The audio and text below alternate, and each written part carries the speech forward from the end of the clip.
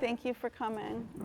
My name is Tara Geer, and I am a former artist here, but also here in my role as director of a nonprofit called Visual Thinking Strategies that uses research that my mom did about how people learn when they look, and came up, based on what learning looks like visually, came up with a way to facilitate conversations that increase learning.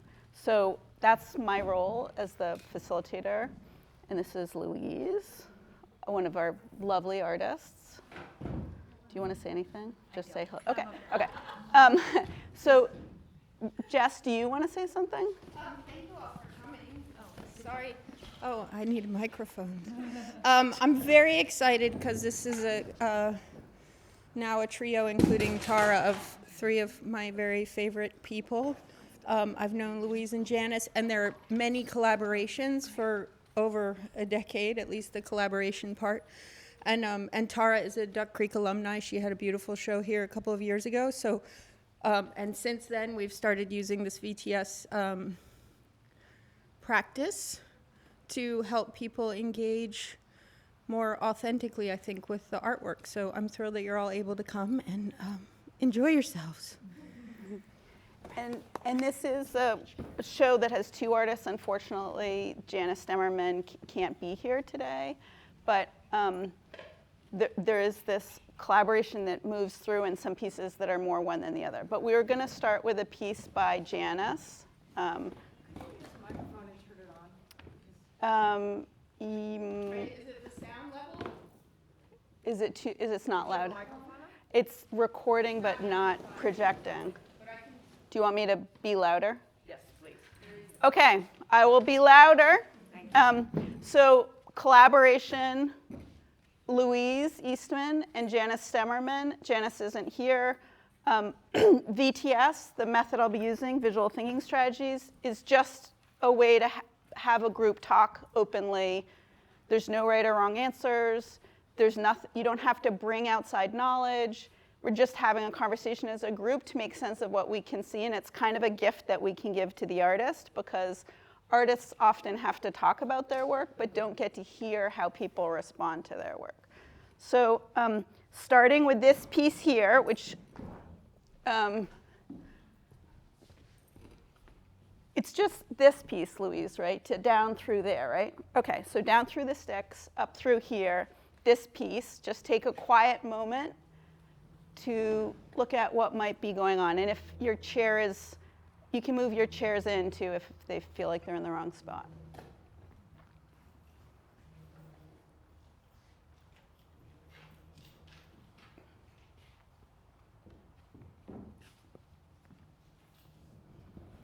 Okay, so what's going on in this piece?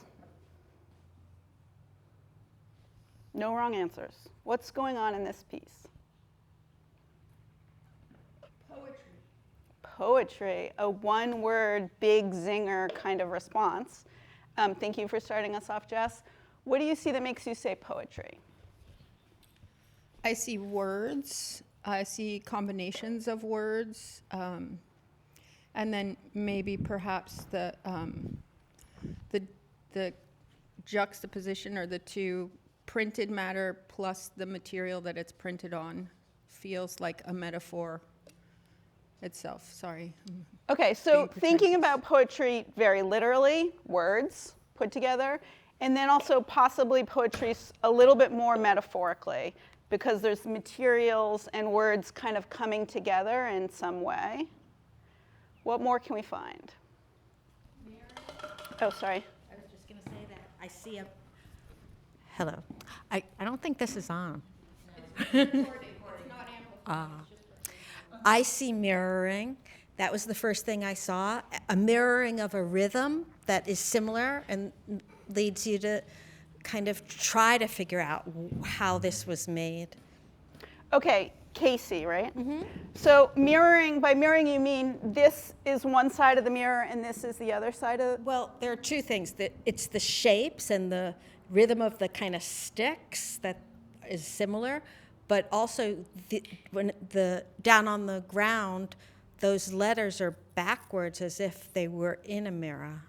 Okay, so kind of like Jess, something literal and metaphorical. So literally mirrored writing here that matches the writing there, but also a kind of mirroring of a process somehow, that there's something printed here and it looks like the objects that printed it on the ground.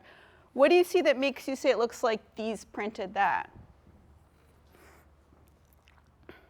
The color, the black, and then it's kind of washed out on the fabric, but very clear as it's carved into the wood poles.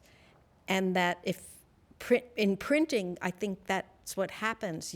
If it's inked up, the first impression or the second impression gets lighter and lighter. So you're bringing in some knowledge of printing and looking at this as the object, a strong, hard carving in of the letters, ink it up really darkly, print it, and that you can see the different areas of darkness and lightness to that touch. Mm-hmm. What more can we find? Well, it's not printed. It's not printed because it would be a mirror image. It's not. Okay, so a difference of opinion, that you're thinking maybe it's actually not printed because this would be the mirror image of that and it's not. Correct. Okay, so what do you see that makes you say it's not the mirror image? Well, the fact that H-E-R-E here, for instance, you know what, it's all right, I'm wrong. Can I pass this? No, it's okay. I'm wrong. Okay, well, so sometimes we look at something, our first impressions aren't correct, and we re-look a little bit more, we find something. And you were pointing out H-E-R-E, which almost looks exactly unmirrored, except then I guess you saw the R. So it's a word that might kind of flip, be slightly mirrored and slightly actually looks exactly like it does unmirrored. What more can we find? I think it's interesting the sort of the pattern of the squares versus the pattern of the sticks and the lines. Okay, so you're bringing in a new idea. We've been talking back and forth, kind of what are the relationships of word, of poetry, of printing, of process. And you're talking about a kind of patterning that exists here and a patterning that exists there, and raising a question about the relationship.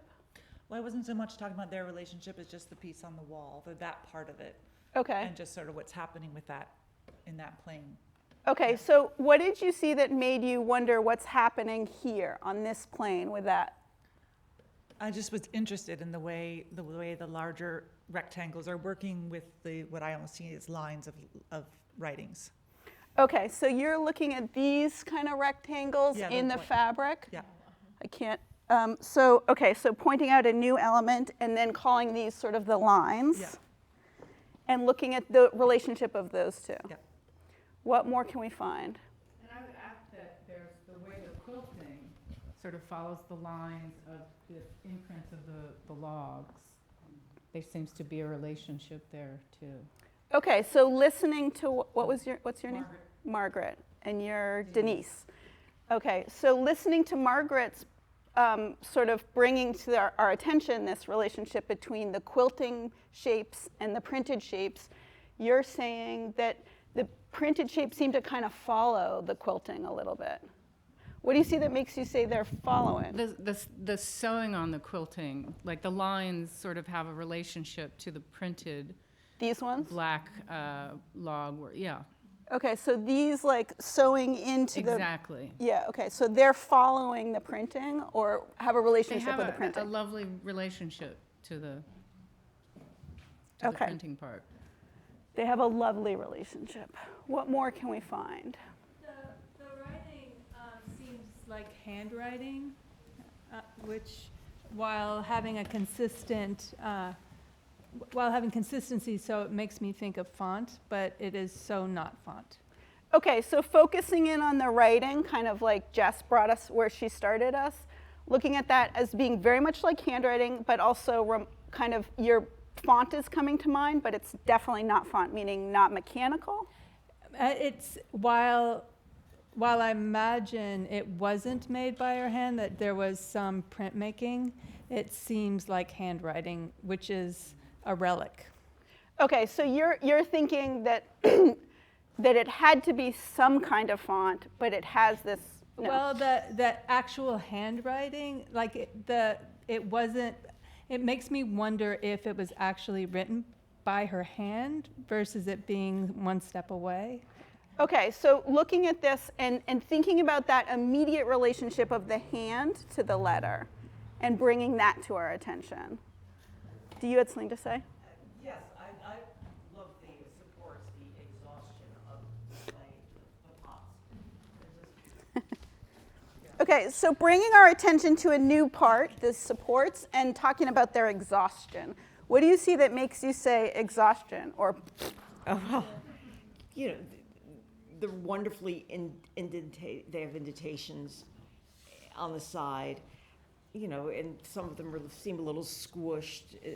The one, two do, and you know that's lovely. You know, their function now is just to hold up a log. Okay, so that they have this aspect of function, which would be to hold up the log, and then they have this squishing, exhausted loveliness. And they still could hold water. You could still have a pitcher of beer in it if you wanted. Still good for beer. What more can we find? I find that I'm very aware of the artist, that I tell myself a little story about how she makes her aware of smudges or about people talking about the font, that sometimes when you look at a piece, it's just a piece, but this somehow invites me to imagine the process of her making the piece. Okay, so you're bringing in this idea of the artist and feeling like she's kind of, her process is very close by, the smudgings, the point about the handwriting, and her process seems close. What do you see that makes you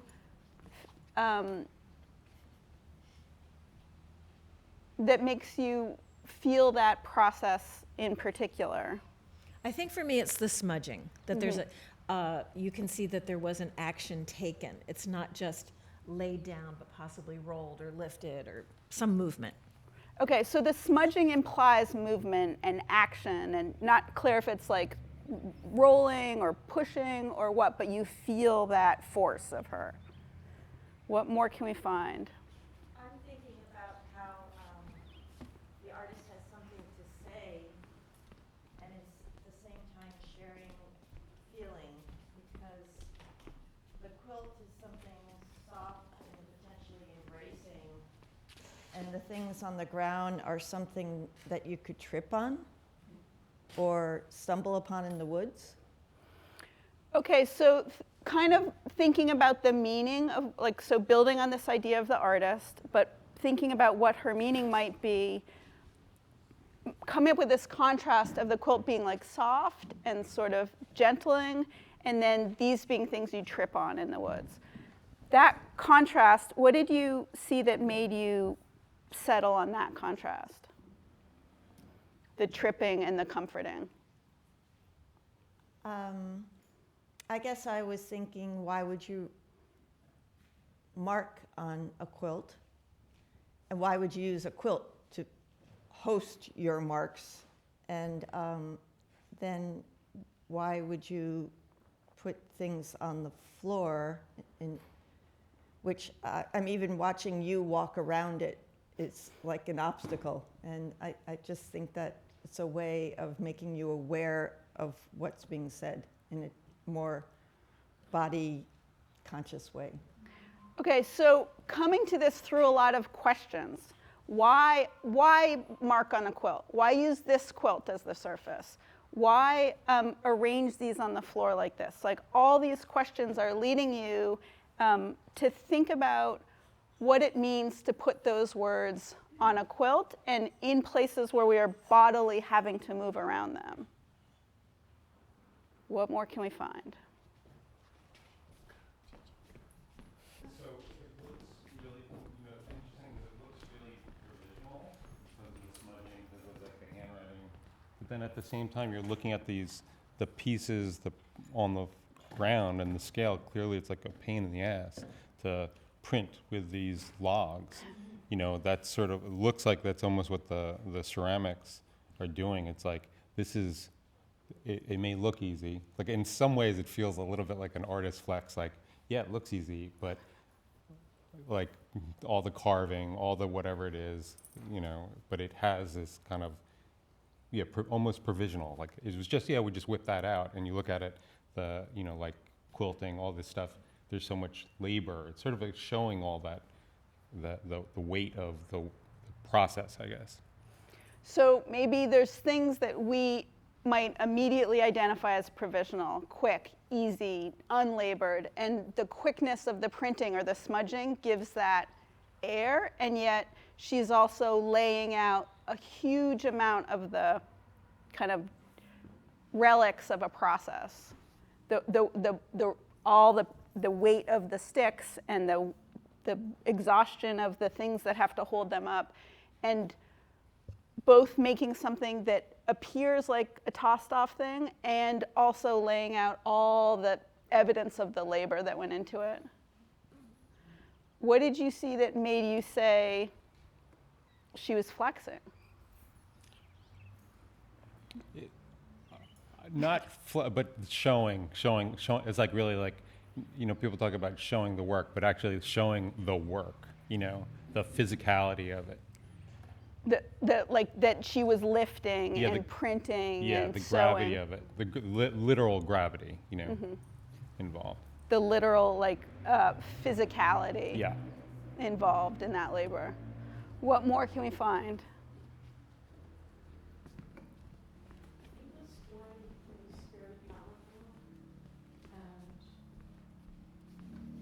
To get to the story, you're tripped up on all of this obstacle course to get to some quilt that should be comforting, a comforter, but printed on that comforter is a very powerful story of trauma. And I mean, I'm using that word in the larger in a large context, but so to get to that, it's that combination of comfort and discomfort. So kind of building on Lori's point about the contrast, the sort of having something that trips you up and having something that lies on top of you on a bed, you're talking also about literally it is a comforter. It should be comforting, and yet we're tripped up, and we are literally tripped up on the way there, and that goes into the built meaning. And then you're bringing up a new point too about trauma and the maybe content of what's in the writing. Yeah. What did you see that made you say trauma? That the body is holding the events of our lives. This one. Our bodies for the rest of That our events live and on then in the our words. bodies for the rest of our lives. And some of the words like sanity, There. much more interested in ideas. I can't see kind of through the whole thing, but I just selected words. I am here, like as a reminder that I'm still here. So we've actually been discussing kind of the physicality and how it was made and mirroring and moving into the sort of meaning of these different surfaces. And now you're bringing up the content of the writing, which feels like it's sort of about trauma to you, having, you know, events live on in our bodies for the rest of our lives. And I am here still. And the mark will always remain. And the mark will always remain up there. Also, building on that, it's ironic to see a comforter or something that we would like to lay on or have lay on us upwards, because it makes it feel as though something is just out of reach. So again, thinking about the role of a quilt or a comforter that we would normally lay across us as we lay down, putting it up on the wall like this puts that comfortingness out of our reach, removes it. Yeah? Well, I don't see it as a comforter at all. I see it just as a packing blanket, that it's there to protect furniture or, something else. But I wouldn't want that even when it was clean around me. Okay, so bringing in a difference of opinion, like for some of us, we've been talking about this being a quilt or comforting or on the bed, and you're saying, not really, even clean, wouldn't want it. Like it's like, it looks much more packing blanket, moving blanket, has very different set of connotations. What do you see that makes you say it's just not comforting? It's an artistic, it's a handmade, quilted, heavy duck blanket, and it'd be great to roll up, these logs and protect the logs. Okay, so maybe this is more like the blanket for the logs, right? It's thick, it's heavy, the fabric is thick, and this would work. This is like maybe possibly you roll up your logs in this kind of blanket. Well, it's a compact piece of art. It can be shown many ways. So you're even imagining that you would exhibit this in different ways, like they would have different relationships. Roll it up like a big split. Like a big, huge spliff. There was someone, who have we not heard from? Oh, Zoe, did you want to say something?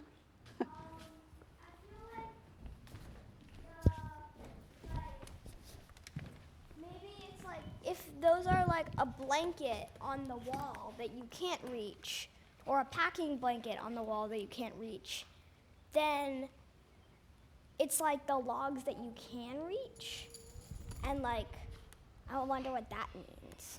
Okay, so moving forward from this idea of not comforter, packing blanket, and adding someone else's idea that this is an unreachable form of comfort, what can we reach? Asking that question. What is available to us? Did you mean, Zoe, to be comforted by? Or what just we can reach with our hands?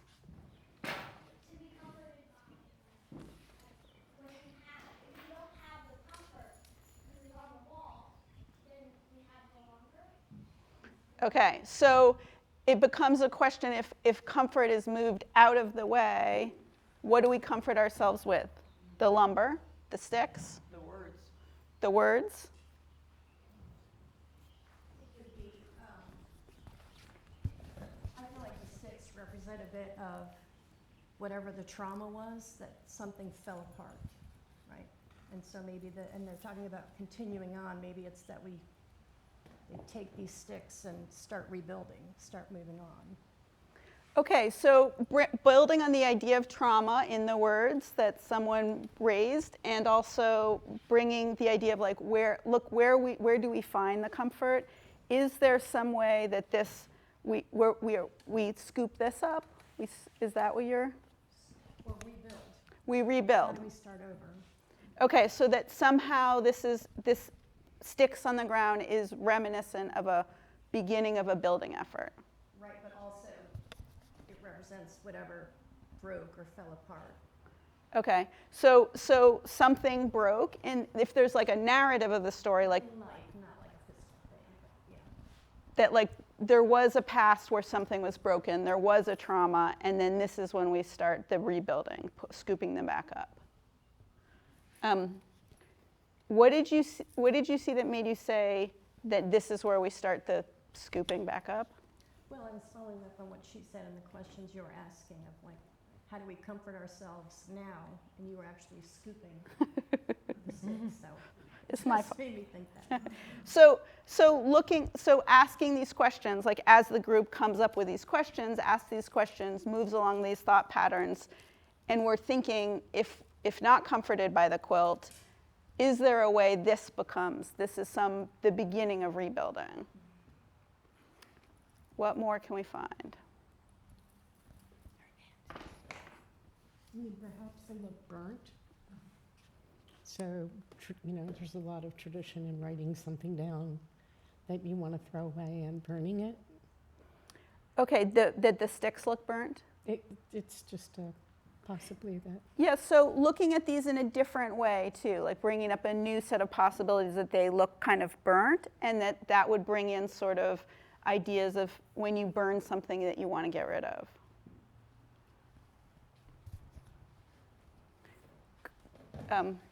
You go ahead and then you. Sorry, we're trying to. Which one was first?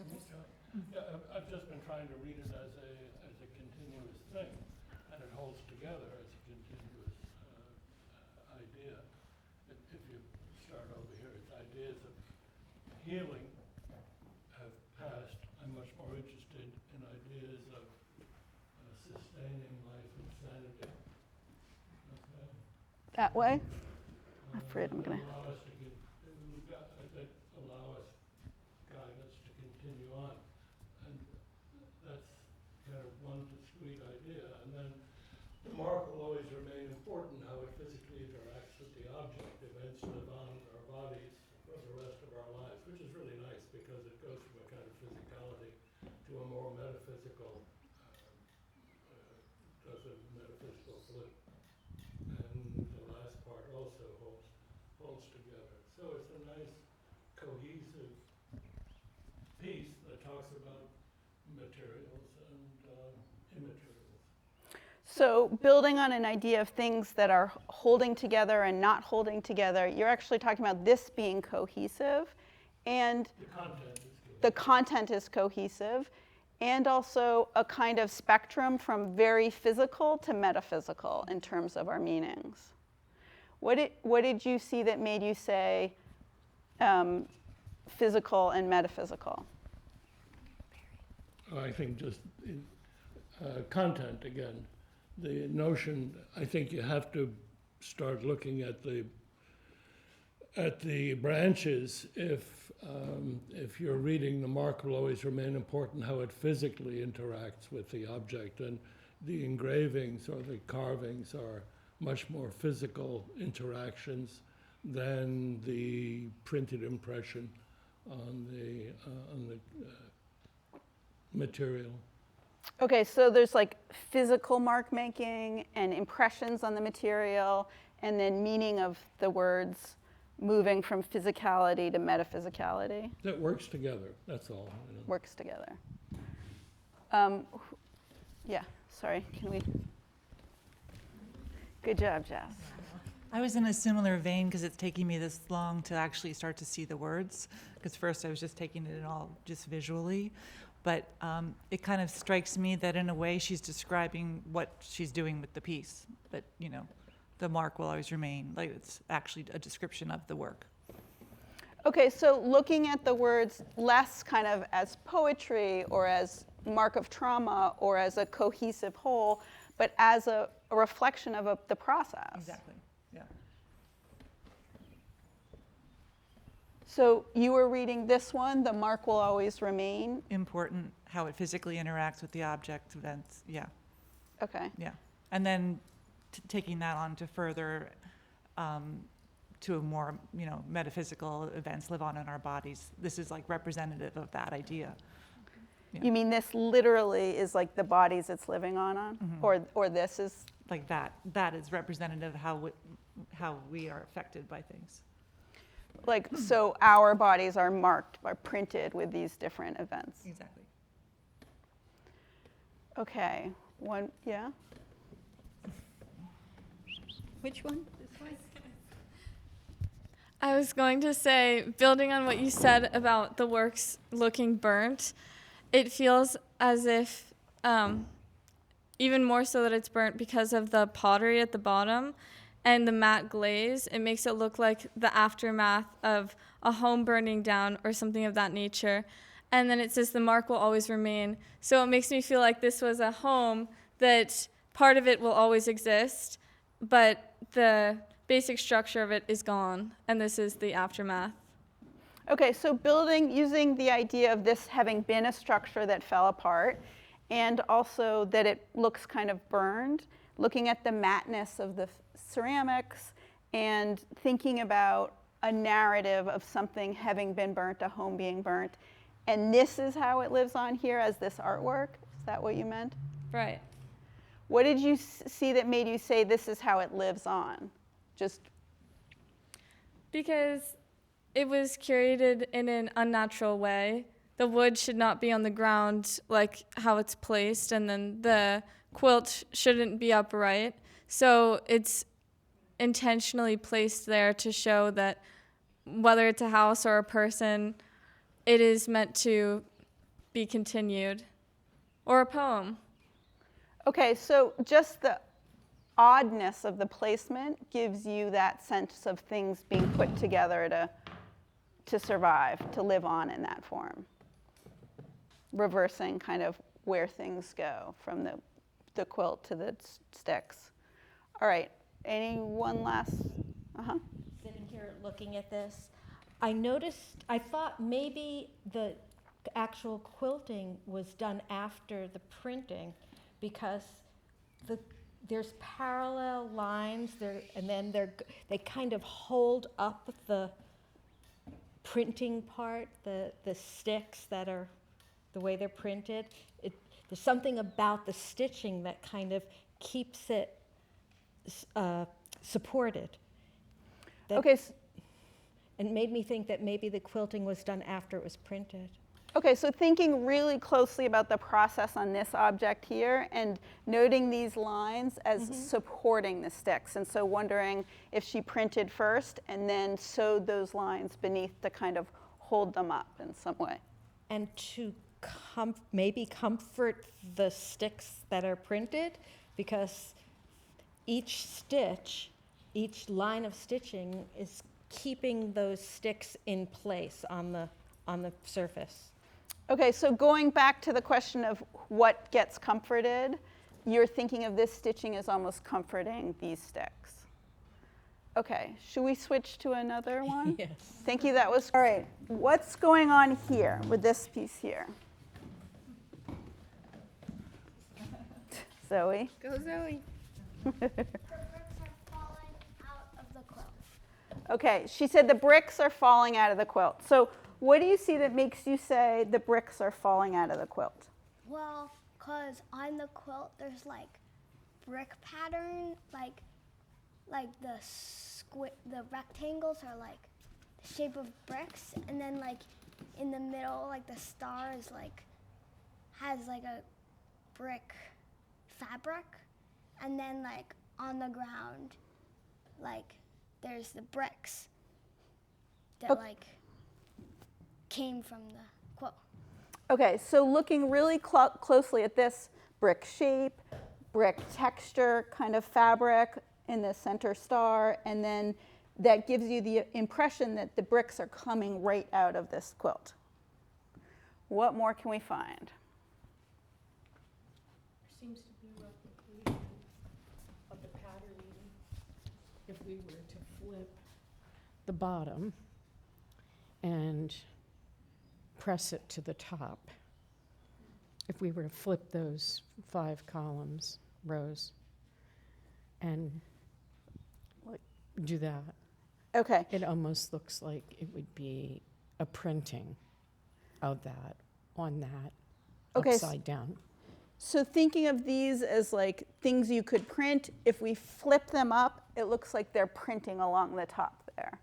And imagining that these are kind of print things and this is, you flipped it up. What did you see that made you say that it might have been printed, or was that just more metaphorical?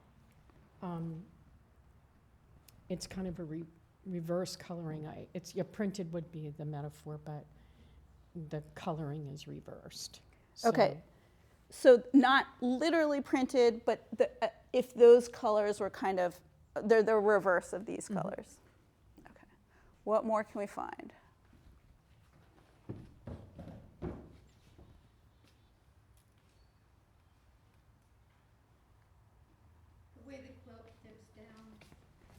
The way the quilt dips down beneath the bricks feels like some sort of a message or a very intentional decision that I'm trying to kind of navigate the intersection of the 2-dimensional work and the 3-dimensional work, how they intersect. Okay, so focusing really closely into this little interaction here between the 3D and the 2D with this coming down behind, you're raising this question, like you're trying to figure out kind of what that relationship is, like focusing in there and kind of thinking about what might be the interaction. Yeah, I mean, to Zoe's point, I hadn't thought about the work as the bricks sort of collapsing from the quilt to the 3D, and that I think that intersection of the two different materials is very intriguing, and sort of asking me to think more about why they choose to be that way. Okay, so Zoe had a pretty literal, like the quilt drops down into actual bricks, and but you are focusing in on this, like what this intrigue of something happening as it moves from 2D to 3D, or quilting to more 3D. Yeah, like the breaking apart of the materials, kind of. Like something's like coming apart there. Yeah. What more can we find?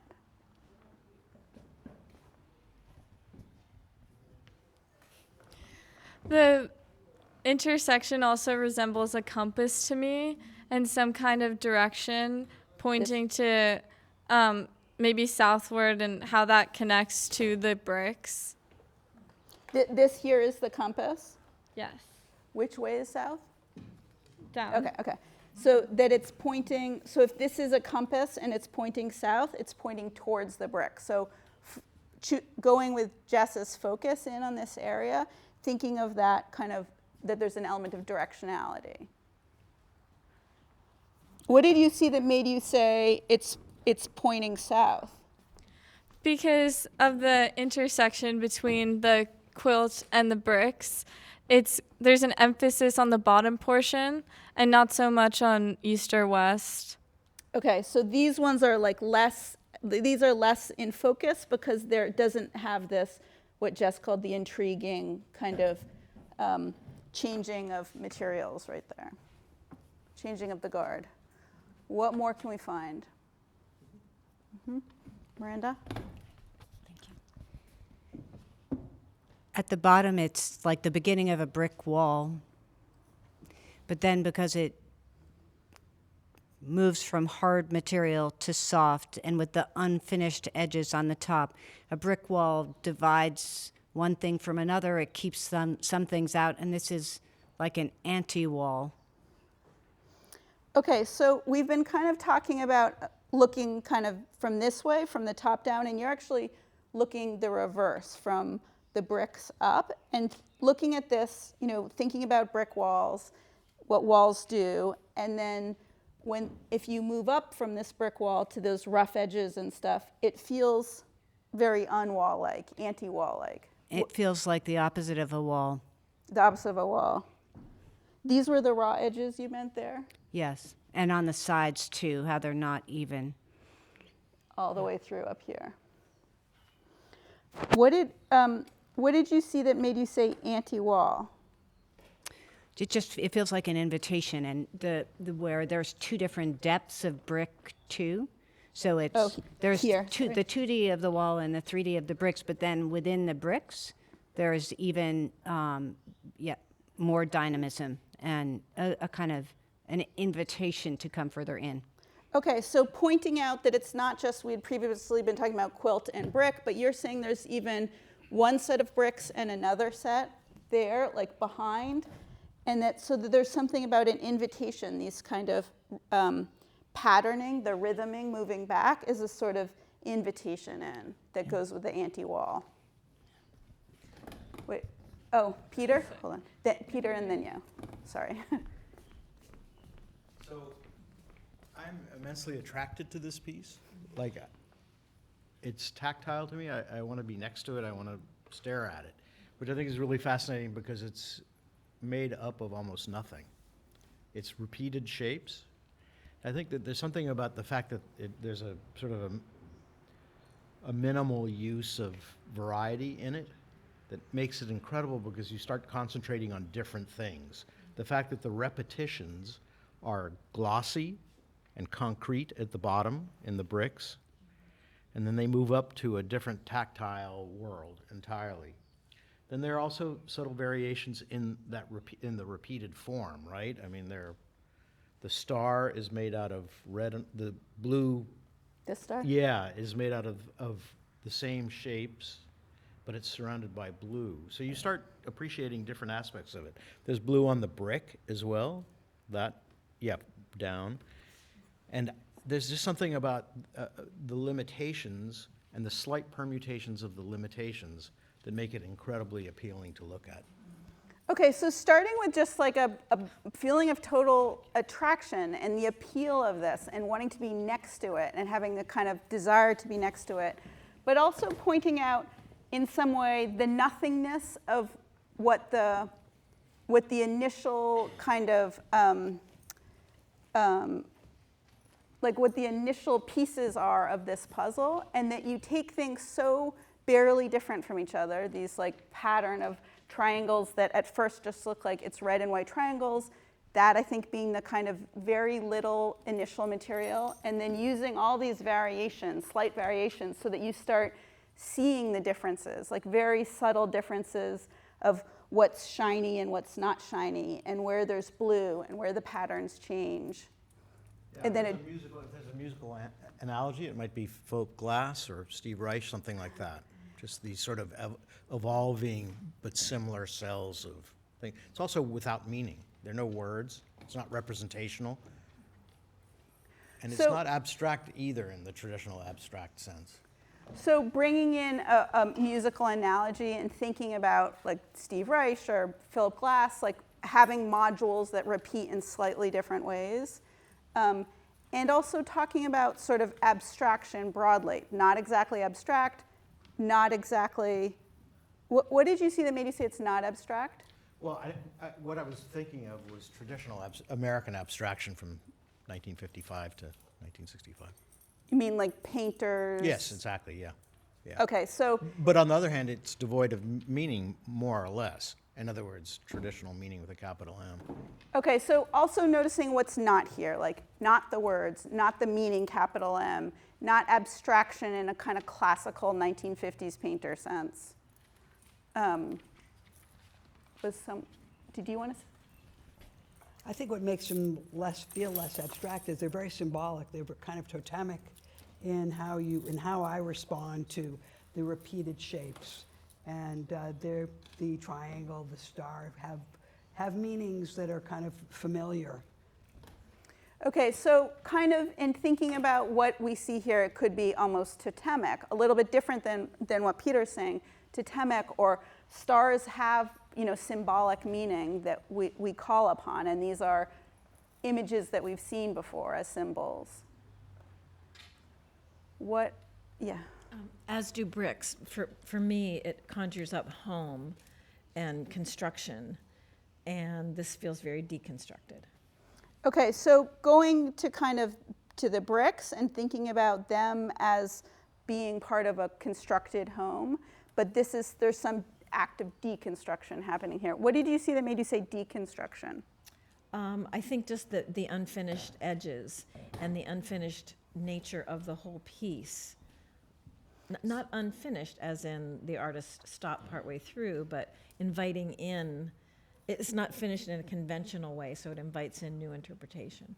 Okay, so not finished, like if we're talking about the edges in terms of like folded over and cleaned up and sewed closed, but in inviting in possibility into the act of what's happening here. Ty? I think sort of like with the deconstruction, it feels like there's like a setup of the rules, right? That the rule is, that, and then there's like multiple inversions of scale, or it's the bricks are printed, and then they switch scales, and then the stuff falls down, and and then there's a moment where it looks like what you've established as the rule, or the like a module needs to address that. Like on the left side, you have it's trying to change scale in there. So it's interesting, the idea of deconstruction, or just that here's the rules, and then here's now it's variations, coming in there, and I think that gives this sense of things slightly going, but like the wheels coming off, right? There's a sense of the wheels coming off, in the rest of the piece as it goes down. Like, So you're seeing this like maybe as the rules section yeah, here? Yeah, that's Okay. the rhythm, that's the meter, whatever it is, and then This, as it this goes is down, like the very beginning of the Yeah. Philip Glass piece where he's laid out his melody. That's right. And then it's as stretching. you go down, there starts to be time these stretches. variations Yeah. that kind of, like, as you say, it's just like almost start, like the wheels are coming off. Yeah. It's becoming like more and more sort of strange variations on Yeah. what were the initial rules. Yeah. What do you see that makes you say the wheels are coming off? Well, that's actually just the feeling, right? Oh, the the feeling, it's like that it's, especially like you see the kind of like, we're talking about it as bricks, right? I guess the bottom part of the piece is bricks, but then the quilting, it, you know, like it's sagging, right? So it has, and I think with the blue scale, the blue part coming down, it does feel like it's sort of falling, starting to like the wibble and wobble of the wheels. Oh, okay. So The feeling of the wheels coming off a little bit. So you're talking literally about a kind of physicality of Yes. of something wibbling and wobbling, Yeah. and that the bricks, which start out with some kind of order and clarity, you're suddenly like, Yeah, yeah. What more can we find? Oh, with the hat in the back, and then you. This piece is brilliant, and all I can think about with the rhythm and the rhyme and the cadence of it, all I can think about it is Humpty Dumpty sat on a wall. Humpty Dumpty had a great fall. All the king's horses and all the king's men couldn't put Humpty together again. So you've got the rhythm and the rhyme at the top, and then the falling, and then it's a new form. It's never, even if you try to put it back together, you're not going to get it back together in the same way because it's evolved into something new and different. And it even has the same colors in my nursery rhyme book as a kid. The blue sky and the red and the white. So. Okay, so looking at this and feeling like it's brilliant, and also being reminded of this children's poem, song, I don't know what you call it. Nursery rhyme. Like not just the rhyme itself, but the colors of it and that feeling and the this is somehow a kind of like that, analogous to Humpty Dumpty falling off the wall, can't put it back together again.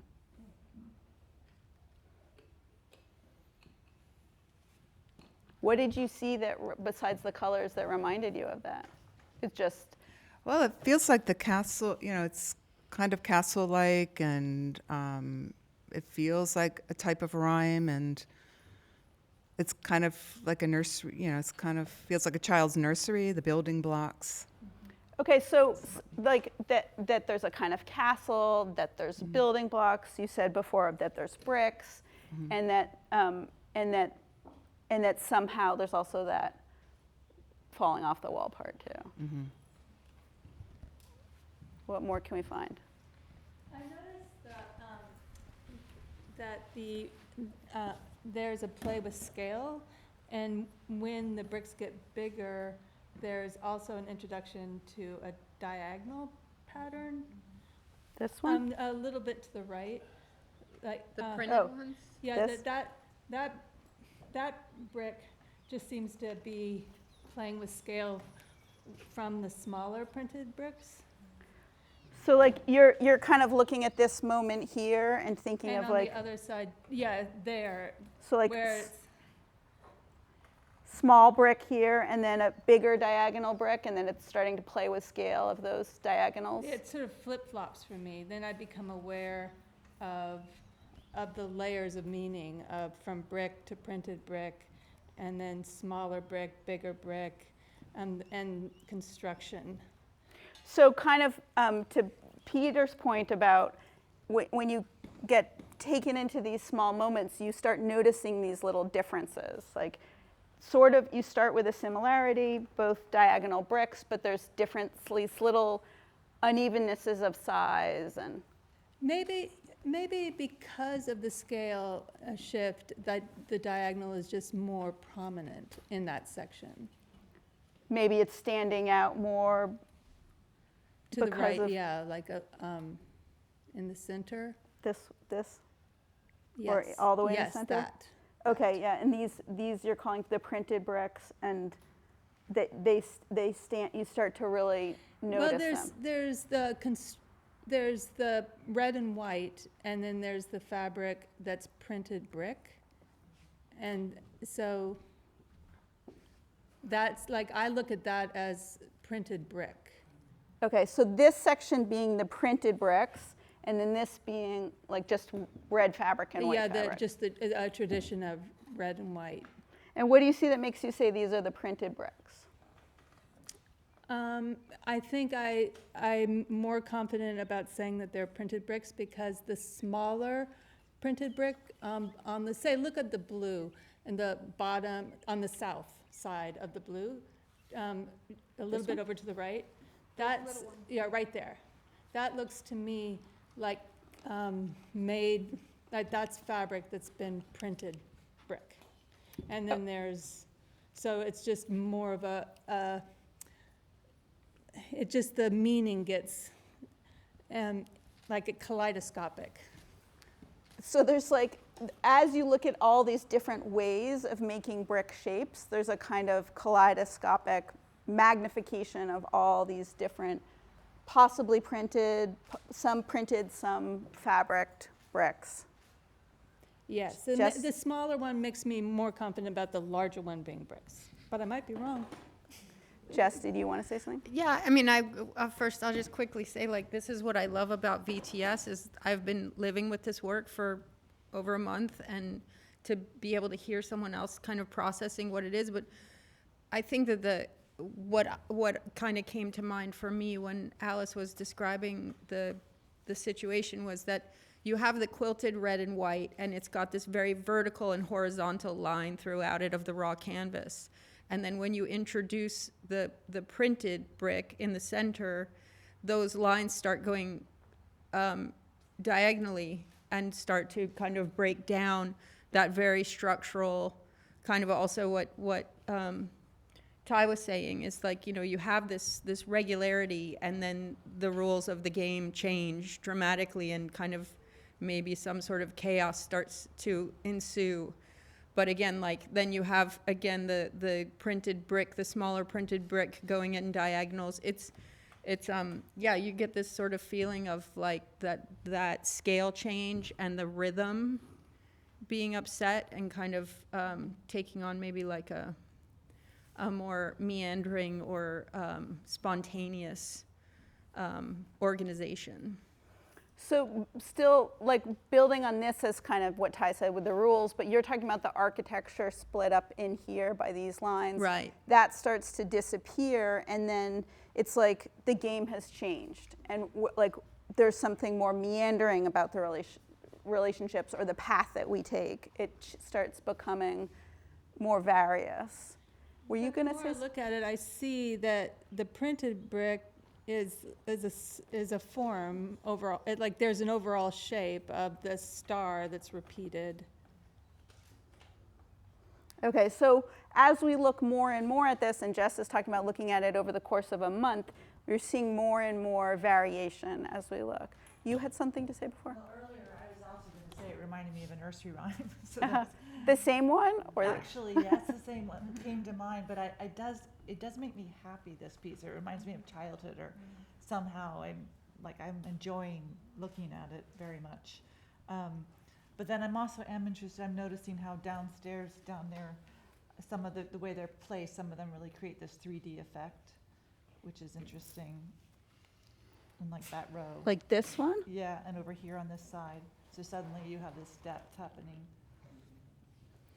So you had also thought of a nursery rhyme, but also we've talked about feelings of like warmth and being attracted, and you're saying like happiness, these kind of feelings that it brings up, that it feels enjoyable to look at, and then seeing also more depth down in here. What did you see that made you say happiness? I mean, I guess it has to do with the colors, the musicality of it. I'm always drawn to things like that, the rhythms. I like the shape. I like the way it's, it has a thing happening, but then not, So it can be hard to like put into words happiness, but colors and the shapes, and also to start out with one thing and move away from it a little? Yeah, I like the jagged edges. The jagged edge. That's playful. That there's some element of play involved. What more can we find? Did you want to say something? We're really just waiting a long time. Oh, okay. You're raising your hand for her. Zoe. I was like noticing, like I feel like the whole shape in general is like a factory kind of, and then maybe like at the top it's like the perfect like new bricks and like the rhythm of it, and then like the stars are kind of like as like they're wheels, except not like the kind that like are in like machines. And they're changing the bricks and making them into the real bricks at the bottom. Okay. That aren't as perfect, but. Okay, so you're looking again at this, listening to kind of this idea of that this starts out, the pattern kind of, or the story starts out up here, but also bringing, we hadn't talked about overall shape kind of as a factory, and you're talking about this kind of as the work of a factory, that it starts out making bricks and then the stars come in and they make the bricks, they sort of chew the bricks up and make them into 3D bricks? Yeah, and also like imperfect bricks. Imperfect bricks. What do you see that makes you say they're making imperfect bricks? Well, at the top, like the lines are so like sharp and like perfect, and like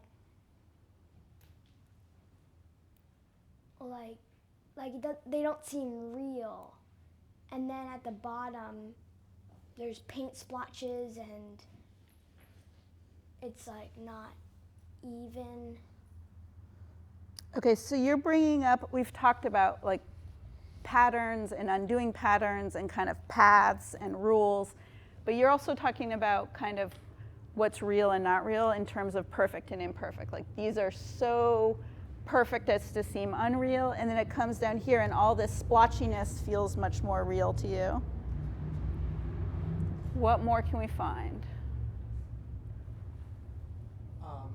To build off of that point, I was thinking, looking down at the bricks, it's like stacked in such a playful, childish way. I know themes of childishness and happiness have been brought up already, and you have that there, but I also thought when you look up, you realize like it's slowly getting like more angular, more like pristine, as you put it. I think it could almost be like a progression of age from bottom to top. You can see the craft is getting better as the person gets older. At least that's what I interpret from it. Okay, so bringing up these ideas of childhood and looking at the way they're stacked in terms of a sort of childish way you might build a little building, and looking at, we've been talking a lot about top down, but you're going bottom up, a kind of progression of growing up. This is some childishness and sort of figuring things out, and then one gets more precise and more pristine and more perfect, as Zoe would say. Well, we grow from bottom up. We do grow from bottom up. What more can we find? Thinking about how walls protect, and that if this piece were to drop down off the wall, you know, it would be protected by this brick wall. And so there's almost like a magical quality of pulling a rabbit out of the hat, you know, that it could be hidden here or protected by this, and then lifted up out of there and shown fully. So then there's the softness and the hardness contrast, so the fortification. So thinking about these almost like a story of how they could relate in their physicality to each other a little bit, and that this wall would protect it if the quilted part dropped down, and hide it and be a fortress to it, and then you could pull it back up And there would display that beautiful softness again. Maybe like a peacock. What did you see that made you say fortification? Just the placement of the wall. Just having this wall a little bit out here. And that they're connected to each other by pattern. So that this one stands just in front a little protectively. Yeah. That really kind of solved that issue for me. And I love the metaphor of it being a layer of protection. I think that, like, I was having this conflict with how those two things met, and to see it through your eyes was very helpful. Louise, do you want to just talk about a little bit? Well, it all started from 2 points, which is trying to put ceramic and fabric together, which I find incredibly hard. And it was the actual pattern is called a flying goose, and then altogether it's flying geese. So the really fun thing about working with this flying geese pattern is you can move it in any direction, and you can make these big stripes, or you can make it sort of chaotic, or you can make diamonds. And so it was playing around with that. And I just don't know how the star got in there, but it had to. It had to. And then once the star was in there, I'd made the bricks, and I have hundreds of the flying geese brick pieces, and I was sewing them together, and then as soon as I could fit the star in, it all just came together as one. So I like the idea that it's the machinery that sort of holds it together, like a whirling fan or something. But it would be, I can see Humpty Dumpty, but it is trying to put elements that are old and that are traditionally used all the time together that work as one. Can I ask you a question? Yeah. Do you always set up the wall the same way? No, Yeah. I was going to say, anyone's welcome to come move them however you want. I wondered that. Yeah, I think they've been up on the wall, like I've moved them around tremendously. And you can, if you don't stack them like bricks, where they're stacked in the middle, you can make those diamonds. And I don't like doing that, but then all of a sudden, in putting them together here, I was like, oh, I don't need to stay true to the brick rhythm. I can actually have 2 diamonds on either side, which sounds like nothing, but it actually feels incredibly exciting to me to move them that way. Yeah. But you're welcome to go play with them. You can go. It's fine. They're easy.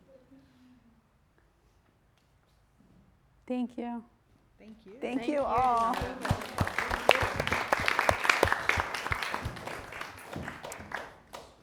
So if I can just say like a few sentences about VTS.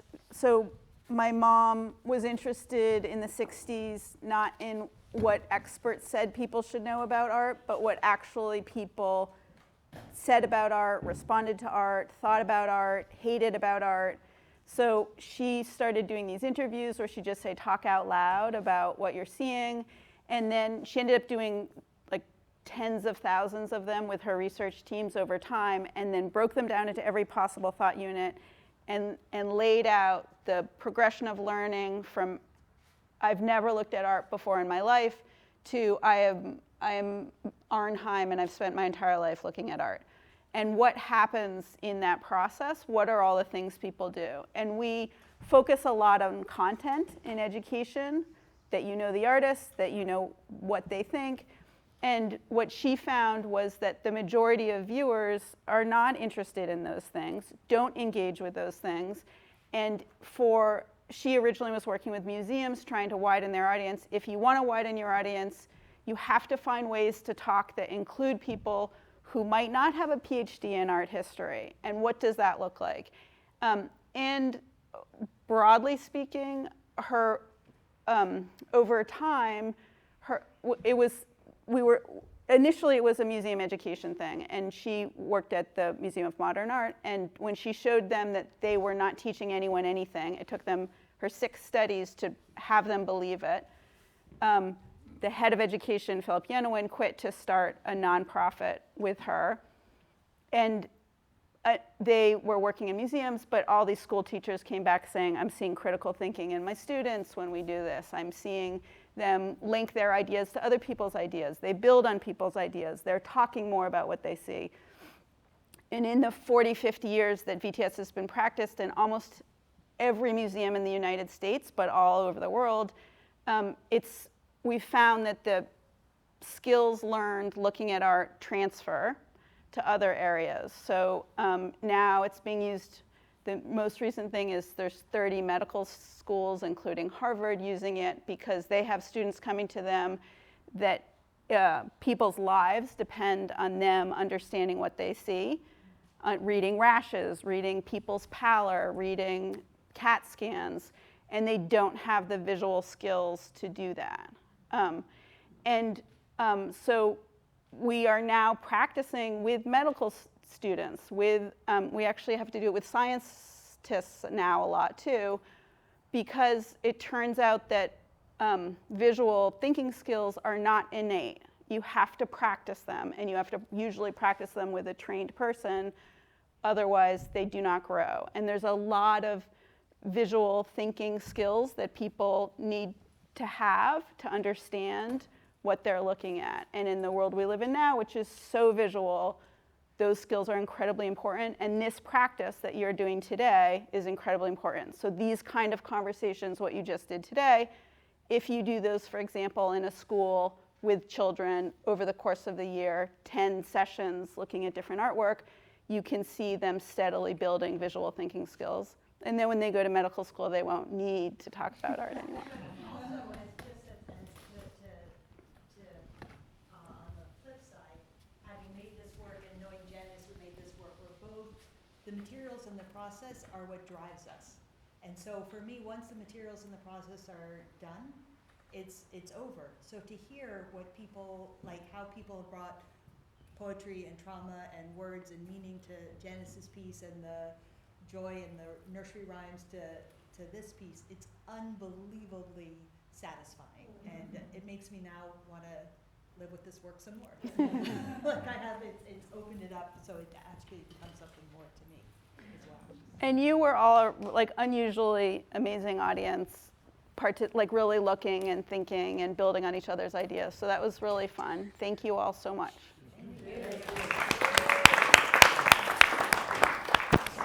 I was just whispering Satan into the microphone.